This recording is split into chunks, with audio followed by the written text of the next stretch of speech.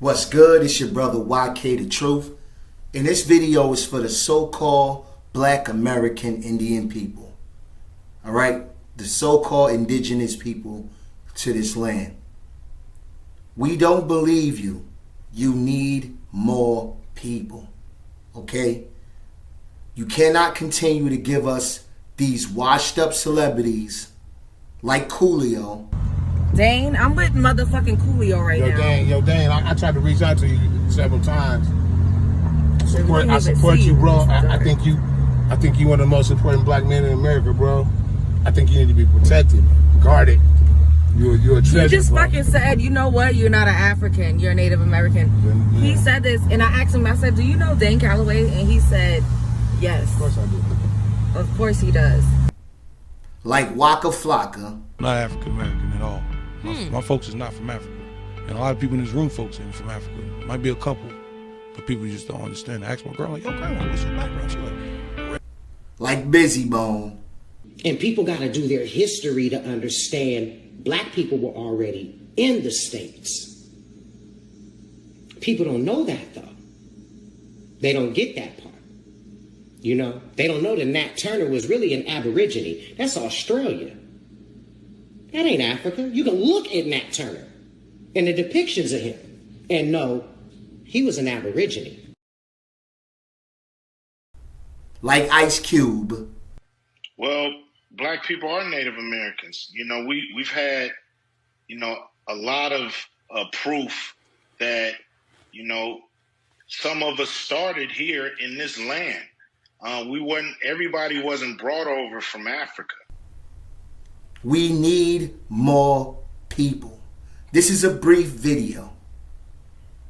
What qualifies any of those celebrities? We need geneticists. Anthropology and genetics and all of that. All the evidence supports this migration out of East Asia across the Bering Straits into North America and then into Central and South America. And all of that stuff, there's artifacts, there's history, there's linguistics, language, and there's DNA, all of which show this migration or movement of people out of Asia into the New World. But I think what happened is, we had a couple of scholars who, these are great African-American scholars who wrote some really good pieces.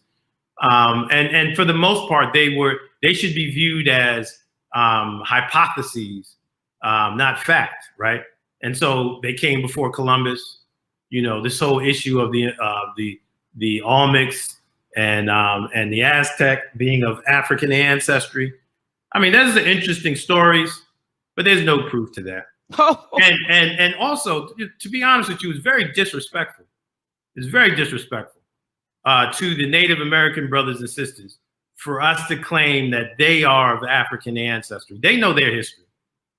And that's like somebody saying to us and trying to reshape or reinvent our history.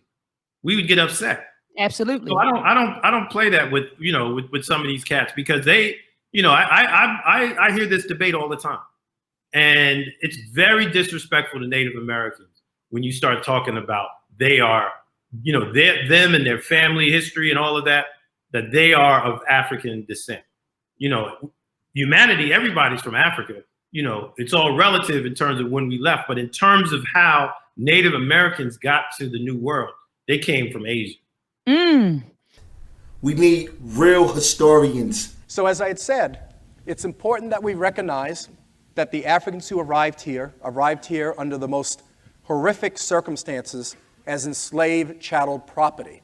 And we recognize that Newport played a very important and very central role in the early arrival of these enslaved Africans. To give you a perspective, if this was about 1770, and we were in Newport at that time, all of us walking the streets, there would have been a population of about 12,000 full citizens in that town. Today we have about 25,000 people in Newport. Out of the 12,000 people in Newport in 1770, nearly a third were Africans, mostly all enslaved. Not Dane. Dane Calloway is a pseudo-historian who tries to rewrite history. For God's sake, The man claimed that Harriet Tubman was the first train conductor. Harriet Tubman acknowledged that she was literally a train conductor, in which a train conductor is responsible for the overall operations of rail systems and safety measures for its oncoming passengers. He changed history. So, we don't believe you. You need more than washed up celebrities, man. Now you gotta hold this L. Every time you share a washed up celebrity. Remember when I got caught with the crack pipe and the $20 rock in the airport? I'm gonna keep it 100. My nigga, I was fucking around with cocaine again. Who agrees with you, take a L. Don't put it on your channel like that's a win. It is not a win. You will have a win when you have actual historians, actual geneticists, actual people with qualifications, with an education, not people like Busy Bone. Yeah. They have their, there are 10 commandments. They're just one angel by themselves is a 10 commandments and all of those different things that suffice, not being human. And not people like Coolio. Not people like Ice Cube. Do you get what I'm saying? Give us a Rick Kittles. Give us a Rick Kittles.